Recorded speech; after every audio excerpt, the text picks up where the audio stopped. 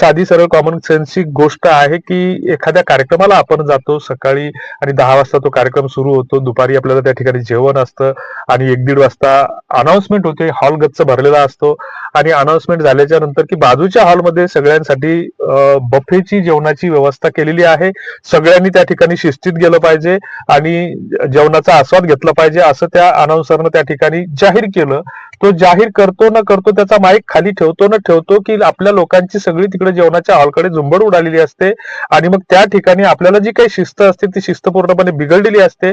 कुणाला ताट मिळतं, कुणाला वाटी मिळतं, कुणाला चमचा मिळतं, कुणाला चटणी मिळतं, कुणाला ठेचा मिळतं आणि कुणाला एकच लाडू मिळतं आणि कुणाला एकच पुरी मिळतं.